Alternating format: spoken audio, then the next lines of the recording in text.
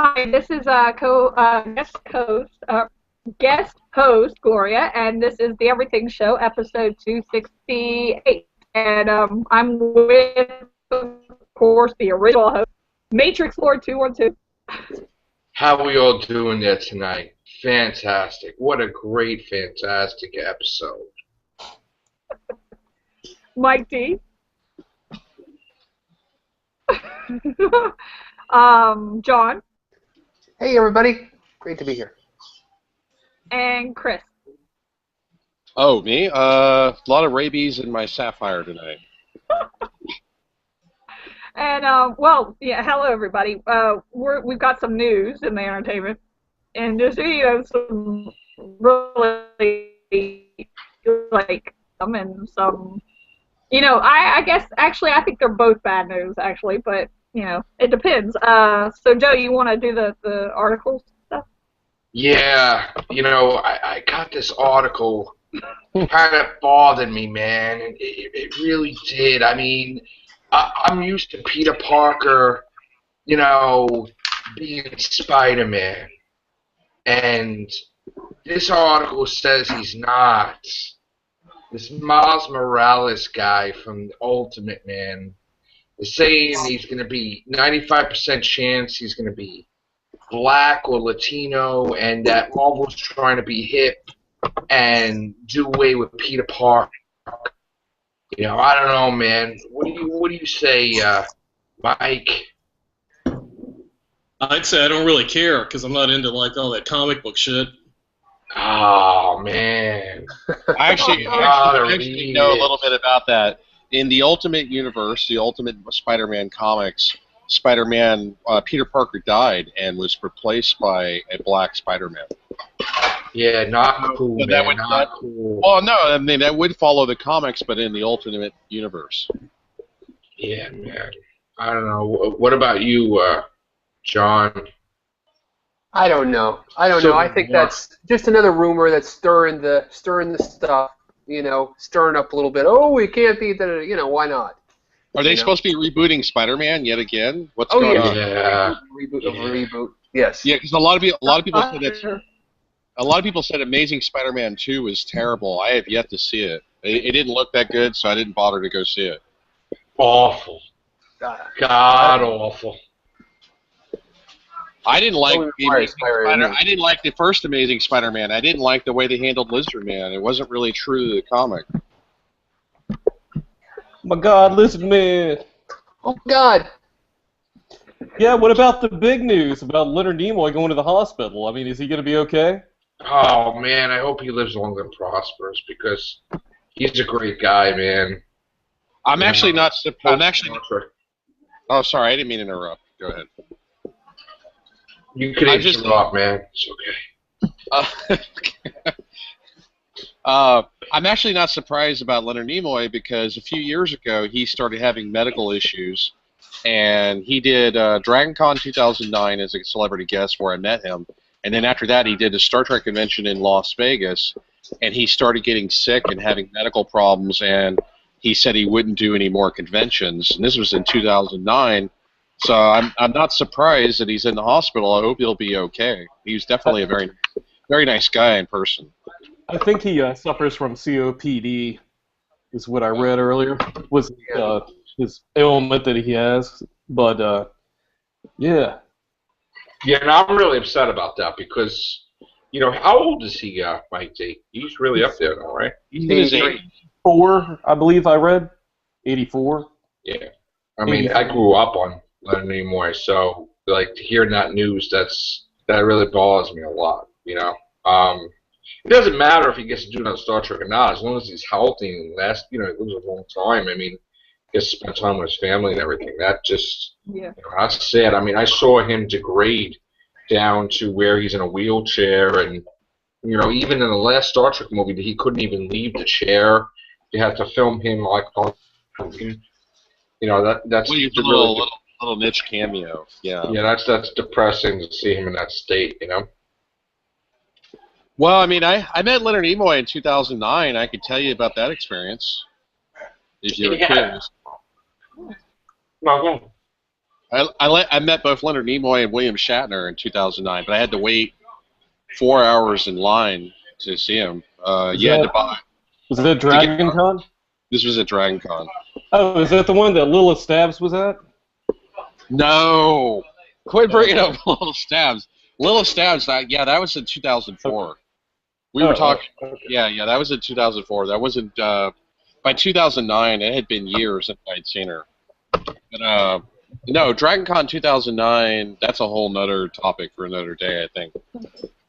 But the 2009, I waited 4 hours in line. You had to get a different colored ticket for Leonard Nimoy and William Shatner because they're not cashiers. They would just take your ticket to validate that you had paid for the autograph. And they were both charging, it was $75 for an autograph and $5 for a print. So it ended up being $80 per person. And this was in 2009, and this was one of the last conventions, the second to last convention that Leonard Nimoy was in. And to give you an idea of the whole experience, Leonard Nimoy was really nice, and William Shatner was a prick. Wow.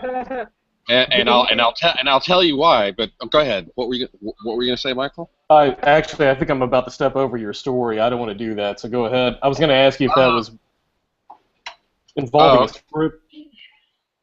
Well, I'll tell you. Well, there's like three different reasons I'd say that William Shatner was a prick at Dragon Con 2009, but Leonard Nimoy was a perfect gentleman. I admit I partially waited in line for 4 hours because I wanted to pitch my movie script because I was like, hey, what's the worst they could say is no, right? You know, but I also was a fan, and so I waited in line, and there was a guy in front of me who had dropped his tickets. He, because you're tired and it's sweaty and it's hot and it's crowded. You're waiting in line for 4 hours, and I could imagine it's easy to misplace your tickets. He lost his tickets, and he got to the front of the line in front of me, and Leonard Nimoy felt sorry for him and believed him that he had paid for an autograph. So Leonard Nimoy, even though he didn't have the ticket, for the guy in front of me, he still did his autograph. But William Shatner would not. William Shatner was like, I'm sorry, man, you don't have your ticket. I don't care if you lost it. I'm not going to do your autograph. So the guy was like totally crushed because he couldn't get an autograph from William Shatner. Anyway, I was pitching there's a script that I had wrote that I've yet to produce called Headache, Milkshake, and the Darkness Scream. And I was actually going to cast Lilith Stabs in it. I actually had shot some test scenes with Lilith Stabs, and I never used them. But anywho, so I decided, I was like, I'm going to be ballsy. I'm going to try to cast Leonard Nimoy and William Shatner for this movie. And do I have the money to pay them? No. But if I could get them interested, since they were A-list celebrities, people in Hollywood would throw money at it. That's how Hollywood works. If you get one big A-list celebrity interested in your script, then you can start raising funds for it. And so I actually gave my script to Leonard Nimoy, and I was like, hey, I'd like to really cast you in my movie. He looked at it for about 30 seconds. He looked at the title, and he flipped through the script. And after about 30 seconds, he decided he didn't like it. And that, and he was really polite about it. He's like, I can't take this. And he gave it back to me. But he at least gave me that 30 seconds of chance. And, then I got my autograph, and I went over to the William Shatner side of the booth. And I attempted to give my script to William Shatner. And he's like, no, I can't take that. And I was like, oh, I can respect that. And then he was like really sarcastic with me. He was like, well, I'd hope you respect that. I'm like, okay, man, just don't be a douche about it. And you do realize every time Shatner walks into a convention, he's just laughing at everybody. I mean, he's just making money off of people that are throwing money at him just to get into a photo op for $100 and stuff. I mean, it's like, have some dignity, folks, Well, I mean, I wanted to meet him. It was one of the few ways I could meet him was by paying for a $75 autograph. How else was I going to meet William Shatner? And I went later on that day, and this is another reason why I say William Shatner was a jerk. But this is actually a funny story. You guys will probably laugh. Most people I tell this story to laugh. But anyway, they had a Leonard Nimoy, William Shatner track at Dragon Con, and it of course ran out of space, and I barely got in. I was way at the back, but they had the screens, like the big screen TVs, so that people in the back could still see what was going on, still could hear what was going on. And so William Shatner, man, for a guy who said that he didn't mind not being in the new Star Trek, he sure bitched about it a lot. He talked about the reasons why he wasn't in the new Star Trek for about 30 minutes, and you could tell he was a little bit butthurt about it. Anywho, and he was talking about his new talk show, Short Fuse. His new talk show, it later would get canceled like a few years later. And so he started interviewing Leonard Nimoy as if he were a guest on his talk show. So that was how this format was. And so he gets to the point in the conversation, it gets very awkward with Leonard Nimoy. He's like, so, Leonard, you sued Gene Roddenberry back in the 70s. What about that? And you could tell Leonard Nimoy was not prepared to answer that question. And Leonard Nimoy was like, and he hesitated. He wasn't quite sure what to say. He was dumbfounded. And then William Shatner, before you could even let him finish the question, he shot back. He's like, well, what do you care anyway? You're going to be dead in a few years. And everybody was like, yeah, William Shatner said that to Leonard Nimoy. And everybody was like, oh, my God. Oh, my God. No, he did. You could look it up. I wish I had gotten it up. Wow. Anyway, I like Leonard Nimoy's comeback to that. He's like, well, I guess that's why you weren't in the new Star Trek, because you were dead. Wow. So that was an awesome track. And that was the last Dragon Con that he did, the first and last Dragon Con that Leonard Nimoy did. And after that, he did one more convention in Las Vegas, and then after that, it was reported that he had health problems and couldn't do any more conventions. So I was very fortunate to meet him at least once. That's all of my story, folks. I mean, it really sucks. I mean, stuff happens with actors when they get older, you know? And especially since, like, he is like an icon to me, you know, when I'm growing up. So, I don't know. I've got a thing. I hope he gets better. Sorry. Oh, no. Sorry. I don't know. I mean, I know this being said, I'm going to a convention this weekend, but I've got this thing about, like, paying actors to sign something, just ridiculous amounts of money and stuff. I mean, I don't know. I mean, I'm probably going to end up paying Colin Baker to sign something, but I mean, or maybe not, just talking to him, getting him to sign it, I don't know. But right. I don't get this stuff that's just, like, crazy. Like, these people spend, like, over $100, and they got to have their picture taken and all this stuff. I mean, hey, there's a sucker out there, you know, fine. But, I mean, I just have too much dignity than to just be standing there knowing that this person's just kind of like, oh, my God, this guy's giving me $100 just to, like, sign my name and take a picture acting like we know each other or something. It's like, come on. I don't know, John. What do you think? I know you and I have discussed this. Yeah. You know, I've only paid for Gunnar Hansen's autograph. That's about it. Texas Leatherface, Texas Chainsaw Massacre. That's about it. Yeah, I think it gets a little embarrassing, these guys. Yeah, and maybe more so because I remember, like, when you used to go to the conventions, you used to, like, pay, like, a flat fee and just go there and you got to get whoever to sign whatever you wanted to, pretty much. But now it's like it's just a conveyor belt of, like, money. Give me the money. Give me the money. You know, fake a smile, keep the conveyor belt going, and it's like, really, do I really want to be one of those people? You know, no, I don't think so. Yeah. Well, at Dragon Con, it got worse after Froggy Studios took over. Up until Froggy Studios took over, the autographs were cheaper. You still paid for an autograph, but the autographs were cheaper, and each celebrity had a booth, and they were more flexible. A lot of celebrities would let you do a photograph for free if you paid for an autograph. But now that they got this big production company called Froggy Studios, they pretty much took over the Dragon Con autograph scene, and they've like doubled the cost of photos, and the photos are very generic. Like, I got a photo with William Shatner, and it was $80, but it was a waste of money. I would never do it again because it looks like it's photoshopped. It looks like I'm standing next to William Shatner, and it looks like, even though it's a real photo, it looks so generic. It looks like I've been cut and paste, and it's like a generic blue backdrop, and it doesn't look like a real photo. So it was just a waste of money.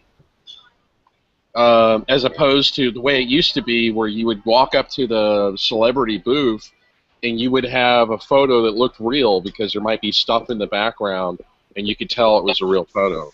But yeah, so I don't like the way they do it now. or at least at Dragon Con. And I'm going to a convention next weekend. What's the most you've seen somebody charge for something at Dragon Con, Chris? William Shatner was one of the more expensive ones. I think William Shatner, Leonard Nimoy. Of course, they paired them together and they priced them the same because they were doing autographs at the same time. But I think that was the most expensive I paid was $75. That was even more than Patrick Stewart. Patrick Stewart got his autograph for $50. And Patrick Stewart was really nice in person. Jeez. 50 bones for Patrick Stewart.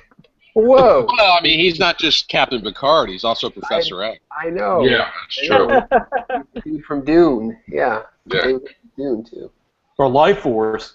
There you go. Or Yes. that movie, Jeffrey. Remember we played the gay guy in Jeffrey? And let's not forget I never he was saw that. on an episode of Christmas Frasier Carol. Cruising. and Christmas Carol. Scrooge on Christmas Carol. Right. I gave Patrick Stewart an art dollar. But, I mean, it wasn't really... I mean, he was...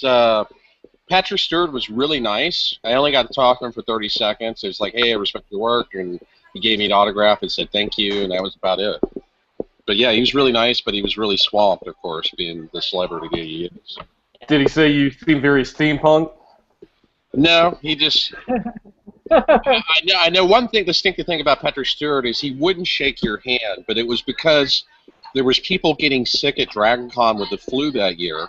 This was Dragon Con, I think, 2010. There was people getting sick with the flu that year, and he was afraid of catching the flu, and I don't blame him for not shaking my hand, but he would say thank you. He was respectful to people. He was very polite. Yeah.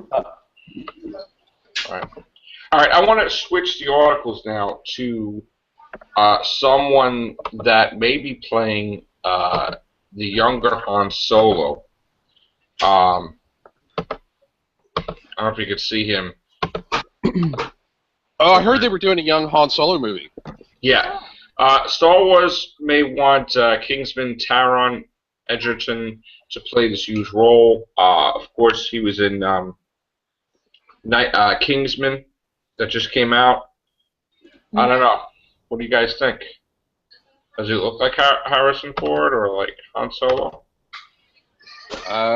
It's hard to say. He's apparently done up with makeup and he's another character. So if he's not wearing the glasses and maybe grows his hair out a bit and wears a different outfit, maybe he could be Han Solo. Who knows? Yeah. You need to get someone with a little swagger to him, like Ryan Gosling. You know, Right. the attitude. It's not the look; it's the attitude. Is what makes Ryan Han Solo. Gosling now would be a little bit too old to play young Han Solo, so that would be a problem. He's an actor, but Yeah. he's playing younger, right? Yeah.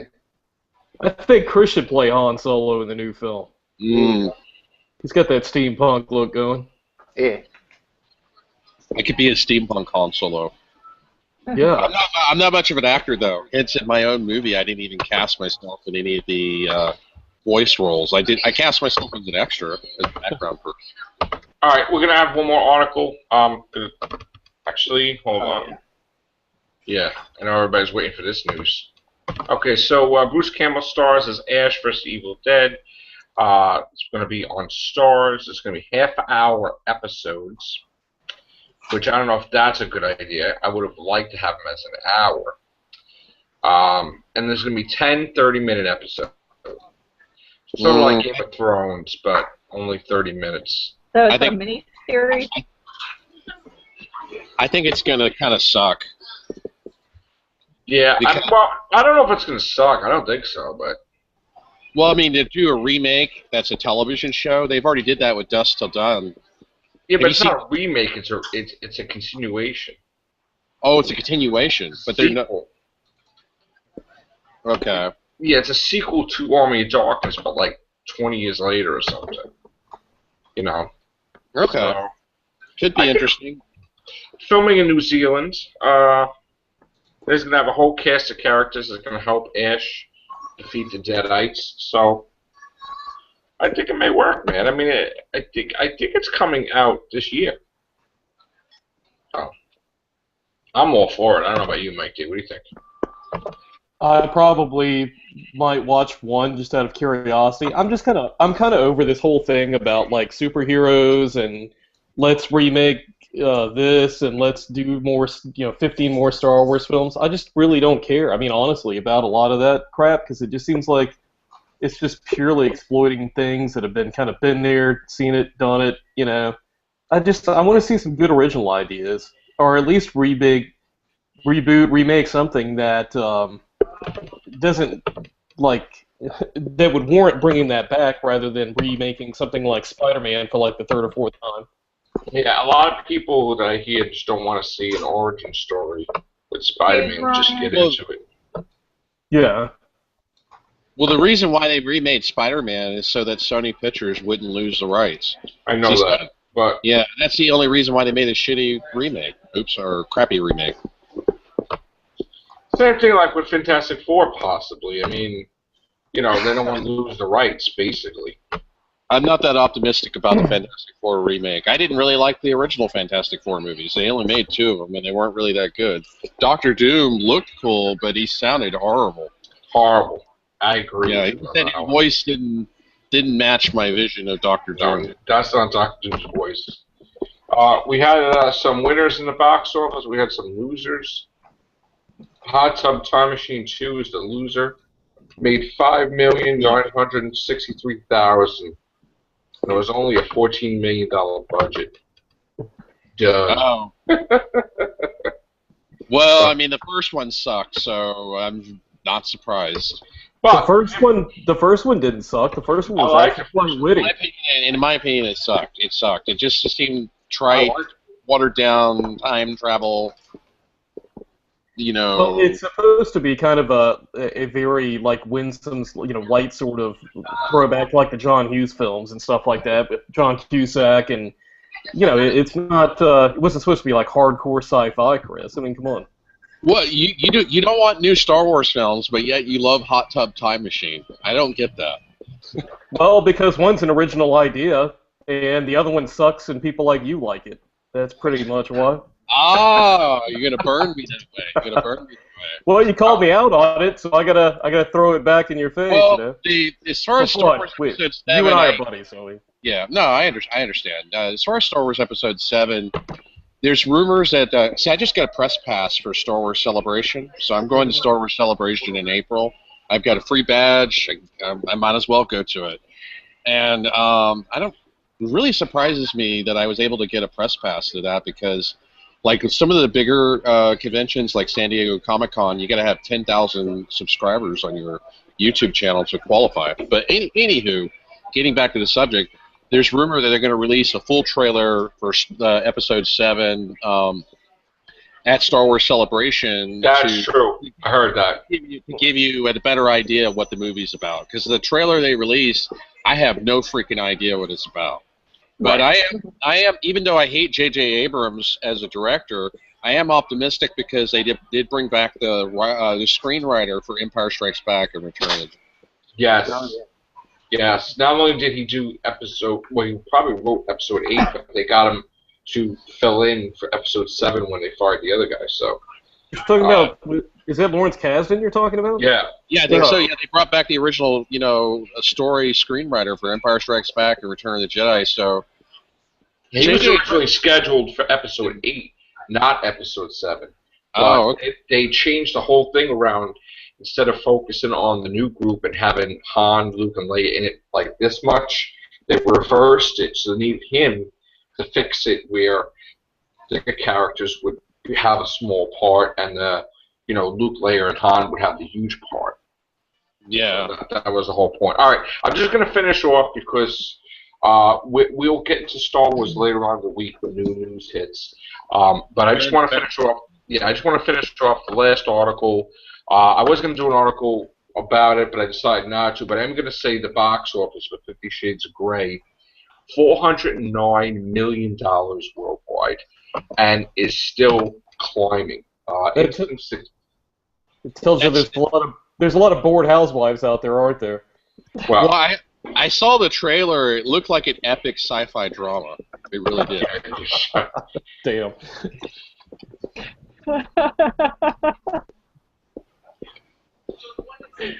I mean, you can get like really space age with like the being Right. gagged and bound. Jupiter Ascending bombed that movie. No more Wachowski siblings. Big budgets for them.